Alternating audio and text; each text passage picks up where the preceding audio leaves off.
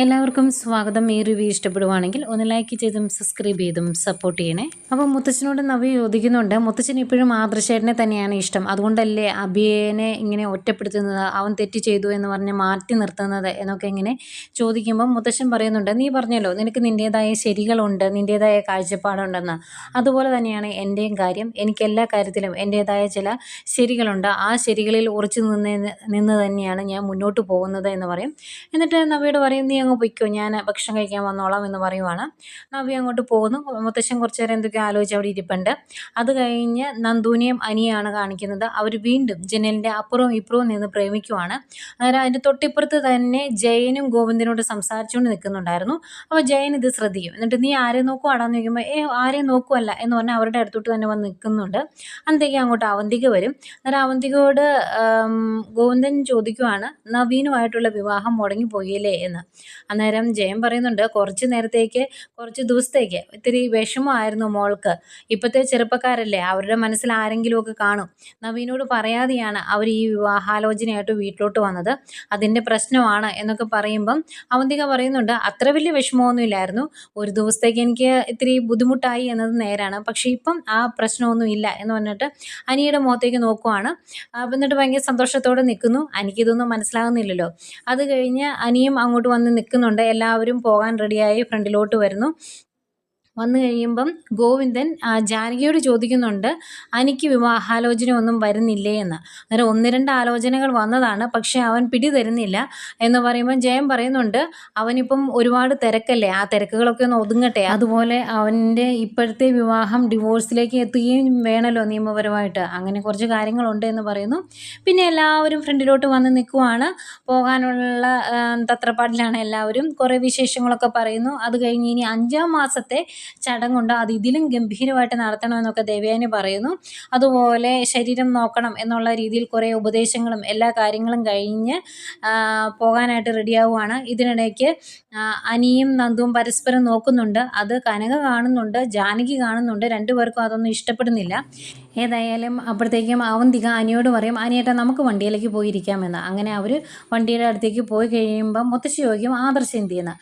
അന്നേരം ജയം പറയുന്നുണ്ട്, ഇങ്ങനൊരു ഫംഗ്ഷൻ നടക്കുമ്പോഴും അവൻ്റെ തല പുകയുവാണ്, അവൻ ഓരോ കാര്യങ്ങൾക്ക് വേണ്ടി ഇങ്ങനെ ഓടി നടക്കുന്നത് കൊണ്ട് അവൻ ഇതൊന്നും ശ്രദ്ധിക്കുന്നില്ല എന്നൊക്കെ ഇങ്ങനെ പറയുന്നു. അന്നേരം ദേവയാനി വീണ്ടും നയനെ ഉപദേശിക്കുന്നുണ്ട്, അവനിങ്ങനെ ഓടി നടന്ന് വിഷമിക്കുന്നതിനിടയ്ക്ക് മോളുടെ ശരീരം നോക്കാതെ അവനോടൊപ്പം ഓടാനൊന്നും നിൽക്കണ്ട, ശരീരം സൂക്ഷിച്ചോണം എന്നൊക്കെ പറയുന്നു. കുറേ ഉപദേശമൊക്കെ കഴിഞ്ഞ് ഏതായാലും അവരവിടുന്ന് ഇറങ്ങുവാണ്. അതിനിടയ്ക്ക് അനി വണ്ടിയിൽ കയറുന്നതിന് മുമ്പ് ഒന്നുകൂടെ നന്ദുവിനെ നോക്കുന്നുണ്ട്. അത് കനക ശ്രദ്ധിക്കുന്നു. കനകയ്ക്ക് അങ്ങ് ഇഷ്ടപ്പെടുന്നില്ല. അവർ പോയി കഴിയുമ്പോൾ കനക ഇത് നയനോട് പറയുന്നുണ്ട്, ഫംഗ്ഷന് വന്നപ്പോൾ തൊട്ട് ആ അനിയുടെ കണ്ണ് നന്ദുവിൻ്റെ മുഖത്തായിരുന്നു, അവൻ ഇപ്പോഴും ഇതൊന്നും വിട്ടിട്ടില്ലെന്നാണ് തോന്നുന്നത് എന്നൊക്കെ പറയുമ്പോൾ, ഞാൻ നോക്കിയില്ലല്ലോ, അനി ഇപ്പം എന്നെ നോക്കുന്നതിന് എനിക്ക് എന്ത് ചെയ്യാൻ പറ്റുമെന്നൊക്കെ നന്ദുവും ചോദിക്കുന്നുണ്ട്. അന്നേരം നയനെ ഉപദേശിക്കുവാണ്, എടി ഇപ്പം നിങ്ങൾ തമ്മിൽ വലിയ കൂട്ടൊന്നും ഇല്ലാത്തതുകൊണ്ട് എല്ലാവർക്കും ഒരു സമാധാനമുണ്ട്, നിനക്ക് പിന്നെ അറിയാമല്ലോ, ഇളയമ്മ നിന്നോട് നേരാവണമൊന്നും മിണ്ടുപോലും ചെയ്തില്ല, അതൊക്കെ നീ ശ്രദ്ധിച്ചില്ല, അതുകൊണ്ട് ആ രീതിയിലൊന്നും മനസ്സിനെ കൊണ്ടുപോയേക്കരുത് എന്നൊക്കെ പറഞ്ഞാൽ അദ്ദേഹവും ഒരു ഉപദേശമൊക്കെ കൊടുക്കുന്നുണ്ട് നന്ദുവിന്. അന്നേരം ഗോവിന്ദൻ പറയുന്നുണ്ട്, ഞാൻ ശ്രദ്ധിച്ചത് മുത്തശ്ശിയെയാണ്, മുത്തശ്ശി പെട്ടെന്നങ്ങ് മാറിപ്പോയല്ലേ, ഫോട്ടോ എടുക്കലും വീഡിയോ എടുക്കലും ഒക്കെ ആയിട്ട് ഓടി നടക്കുമായിരുന്നല്ലോ എന്നൊക്കെ ഗോവിന്ദൻ പറയുമ്പം നയന പറയുന്നുണ്ട്, അത് മുത്തശ്ശനോടുള്ള ഒരു എതിർപ്പ് തന്നെയാണ്, മുത്തശ്ശൻ വന്നില്ലെങ്കിലും ഇവിടുത്തെ ഫംഗ്ഷനൊക്കെ നന്നായിട്ട് നടന്നു എന്ന് കാണിക്കാൻ വേണ്ടിയാണ് ഇതെല്ലാം റെക്കോർഡ് ചെയ്ത് വെക്കുന്നത്, മിക്കവാറും അവിടെ ചെല്ലുമ്പോൾ ഇതെല്ലാം മുത്തശ്ശനെ കാണിക്കും, മുത്തശ്ശൻ കാണുമോ അതോ മുത്തശ്ശിയോട് ദേഷ്യപ്പെടുവോ എന്നൊന്നും അറിയത്തില്ല എന്നും പറയുന്നുണ്ട്. അപ്പോഴത്തേക്കും ഇവിടുന്ന് പോയവർ നേരെ നമ്മുടെ അനന്തപുരിയിൽ എത്തിയിട്ടുണ്ട്. അകത്തോട്ട് കയറി വരുമ്പം എങ്ങനെയുണ്ടായിരുന്നു ഫംഗ്ഷൻ എന്ന് ജലജ ചോദിക്കുവാണ് എല്ലാവരോടുമായിട്ട്. അന്നേരം ദേവേനി പറയുന്നുണ്ട്, ഫംഗ്ഷൻ എങ്ങനെ ഉണ്ടായിരുന്നു എന്ന് അറിയണമെങ്കിൽ അങ്ങോട്ട് വരണമായിരുന്നു എന്ന്. അന്നേരം മുത്തശ്ശിയും പറയുന്നുണ്ട്, നീയും നിൻ്റെ മകനും മരുമോളും ഒന്നും വരാത്തതുകൊണ്ട് ഫംഗ്ഷൻ നന്നായിട്ട് നടന്നു എന്ന്. അന്നേരം ജലജ ചോദിക്കും, അല്ല അച്ഛനും വന്നില്ലായിരുന്നു, അച്ഛൻ വരാത്തതും ആ ഫംഗ്ഷൻ്റെ കൊഴുപ്പ് കൂട്ടിയതിൽ പെടുന്ന ഒരു കാര്യമാണോ എന്ന് ചോദിക്കുമ്പം ജയൻ പറയുവാണ്, ഞങ്ങളിവിടെ ഇല്ലാത്ത സമയത്ത് അച്ഛനോട് ഓരോന്നും പറഞ്ഞു കൊടുത്ത അച്ഛനെ ദേഷ്യം പിടിപ്പിച്ചോ നീ എന്ന് ചോദിക്കുക.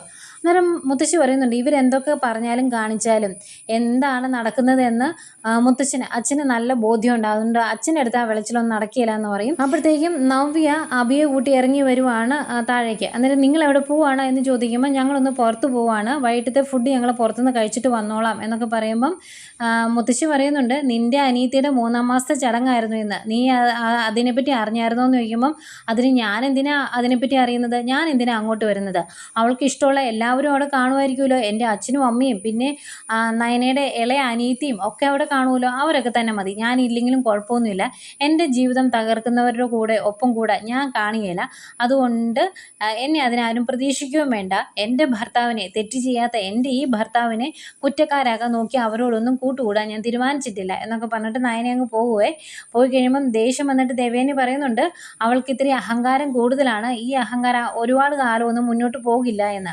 അന്നേരം ജലജ പറയും, ഏട്ടത്തി, അവളുടെ അമ്മ സത്യമെല്ലാം വിളിച്ചു പറഞ്ഞപ്പോൾ നമ്മൾ ഒരുപാട് ടെൻഷൻ അടിച്ചതല്ലേ, അതൊന്നും അവൾ വിശ്വസിച്ചില്ല, വലിയ പ്രശ്നങ്ങളൊന്നും ഉണ്ടായില്ല, ഇനി അവളെ അവളുടെ പാട്ടിനങ്ങ് വിട്ടാൽ പോരെ എന്ന് ചോദിക്കുമ്പം ദേവയാനി പറയുന്നുണ്ട്, അവൾക്ക് ഇത്തിരി അഹങ്കാരം കൂടുതലാണ്, അത് അത്രയ്ക്ക് അങ്ങ് ദഹിക്കുന്നില്ല ഞങ്ങൾക്ക്, അതുകൊണ്ട് തന്നെ അവളുടെ അഹങ്കാരം തീർക്കാനുള്ള മാർഗവും ഞങ്ങൾക്കറിയാം, അവൾ വിശ്വസിക്കാത്ത കാര്യങ്ങളൊക്കെ വിശ്വസിപ്പിക്കാൻ പറ്റുന്ന തെളിവുകളും അതിനെ തെളിയിക്കാൻ പറ്റുന്ന രീതികളും ഉണ്ട്, അതൊക്കെ ഞങ്ങളെടുത്ത് കാണിച്ചിട്ടുണ്ടെങ്കിൽ അവൾ വിശ്വസിക്കും, അതുകൊണ്ട് അത് നീയും നിൻ്റെ മകനും ഒന്ന് അറിഞ്ഞിരിക്കുന്നത് നല്ലതാണ് എന്ന് പറയുന്നു. അത് കഴിഞ്ഞ് ദേഷ്യപ്പെട്ട് എല്ലാവരും അവരവരുടെ റൂമിലേക്കൊക്കെ പോവുകയാണ്. ഇതിനിടയ്ക്ക് മുത്തശ്ശിയും കാണിക്കുന്നുണ്ട്. മുത്തശ്ശി അവിടെ ഫംഗ്ഷൻ എടുത്ത ഫോട്ടോസും വീഡിയോസും ഒക്കെ മുത്തശ്ശനെ കാണിക്കുന്നു. മുത്തശ്ശൻ ഭയങ്കര സന്തോഷത്തിലാണ്. മുത്തശ്ശൻ കൊടുത്ത മാലയൊക്കെ ഇട്ട് നിൽക്കുന്ന നയനമോളെ കണ്ടപ്പോൾ എനിക്ക് ഒരുപാട് സന്തോഷമായെന്നൊക്കെ മുത്തശ്ശനും പറയുന്നുണ്ട്. പിന്നെയും കാണിക്കുന്നത് നയനയും നന്ദുവിനെയും കനകയാണ്. അവർ ഈ നവ്യ എന്തുവാണ് ഇങ്ങനെ മാറിപ്പോയത് എന്നുള്ളതിനെപ്പറ്റി ഇങ്ങനെ പറയുക. അന്നേരം അബി എന്നും പറയുന്ന പോലെ തന്നെ അബി ആയിരിക്കും ഇതിൻ്റെ പിറകിൽ എന്നുള്ള രീതിയിൽ സംസാരിച്ചുകൊണ്ട് നിൽക്കുമ്പോഴാണ് നന്ദുവിന് ഒരു മെസ്സേജ് വരുന്നത്. അപ്പം ഞാനിപ്പോൾ വരാവേ എന്ന് പറഞ്ഞ് നന്ദു പുറത്തേക്ക് പോകും.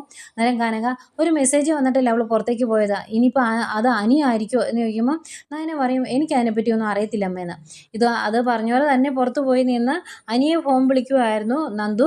അന്നേരം നന്ദു സംസാരിക്കുമ്പോൾ, ഇപ്പം നിനക്ക് മിണ്ടുന്നതിന് കുഴപ്പമൊന്നുമില്ല അല്ലേ, അവിടെ നമുക്ക് രണ്ടുപേർക്കും സംസാരിക്കാൻ ഇഷ്ടം പോലെ സാഹചര്യങ്ങളുണ്ടായിരുന്നു, അന്നേരം നീ മുഖം വീർപ്പിച്ച് നടക്കുമല്ലായിരുന്നോ, നീ ഒരു കാര്യം പറഞ്ഞിട്ട് ഞാനത് ചെയ്തില്ല എങ്കിൽ അതിന് അതിൻ്റേതായ കാരണങ്ങളുണ്ട് എന്ന് മനസ്സിലാക്കി കൂടെ നിനക്ക്, നിൻ്റെ ബർത്ത്ഡേയുടെ അന്നും സംഭവിച്ചതൊക്കെ നിനക്ക് അറിയാവുന്നതല്ലേ എന്നൊക്കെ ചോദിക്കുമ്പം നന്ദു ഒരു സോറിയൊക്കെ പറയുന്നുണ്ട്. അത് കഴിഞ്ഞ് ഇവർ സംസാരിച്ചുകൊണ്ട് നിൽക്കുന്നതെങ്കിൽ കനക അങ്ങോട്ടും വരും.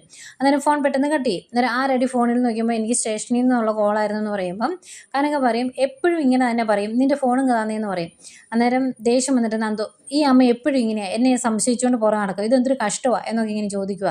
അന്നേരം നയന പറയുന്നുണ്ട്, നിന്നെ ഞങ്ങൾക്ക് വിശ്വാസമാണ്, പക്ഷേ അനിയെ അത്ര വിശ്വാസം പോരാ, കാരണം അവൻ്റെ ചേട്ടൻ പോലും എന്നോട് പറഞ്ഞിട്ടുണ്ട് അവൻ അങ്ങനെ പെട്ടെന്നൊന്നും നന്ദുവിനെ മറക്കുന്ന കൂട്ടത്തിലല്ല എന്ന്, അതുകൊണ്ട് നീ ആയിട്ട് അങ്ങോട്ട് ചെന്ന് ഇനി പ്രശ്നങ്ങളൊന്നും ഉണ്ടാക്കിയേക്കരുത് എന്നൊക്കെ പറഞ്ഞിട്ട് അവർ അകത്തേക്ക് പോവുകയാണ്. പിന്നീട് നവ്യയെ കാണിക്കുന്നുണ്ട്. വൈകിട്ട് കിടക്കാനായിട്ട് റൂമിലേക്ക് വന്നു കഴിയുമ്പം അഭി പറയുവാണ്, ഇന്നത്തെ ചടങ്ങിൻ്റെ സ്റ്റാറ്റസൊക്കെ എല്ലാവരും ഇട്ടിട്ടുണ്ട്, നീ കണ്ടോ, ബാ കാണാം എന്ന് പറഞ്ഞ് വിളിക്കുമ്പം എനിക്കത് കാണണ്ട, എന്തിനാ കാണുന്നത്, ഞാൻ അവരെ എല്ലാവരെയും മനസ്സുകൊണ്ട് ഉപേക്ഷിച്ചതാണ്, അതുകൊണ്ട് തന്നെ അതൊന്നും കാണാൻ എനിക്ക് താല്പര്യമില്ല എന്ന് പറയുന്നു. എന്നിട്ട് പറയുന്നുണ്ട്, എടാ ഇതിന് നമുക്കൊരു തിരിച്ചടി കൊടുക്കണമെങ്കിൽ നമ്മളും സ്റ്റാറ്റസ് ഇടണം, എന്താണെന്നറിയാവോ, നീ AN ജ്വല്ലറിയുടെ മാനേജറായിട്ട് അവിടുത്തെ കസേരയിൽ ഇരിക്കുന്ന സ്റ്റാറ്റസ് നമ്മൾ വിടണം, അങ്ങനെയാണ് നമുക്ക് ഇതിന് തിരിച്ചടിക്കാൻ പറ്റുള്ളൂ എന്നൊക്കെ പറയുമ്പം അതൊക്കെ കേട്ട് ഈ ഒരു കുറുക്കൻ്റെ ചിന്തയോടെ ഇരിക്കുന്ന അഭിയെ കാണിച്ചുകൊണ്ടാണ് ഇന്നത്തെ കഥ അവസാനിക്കുന്നത്.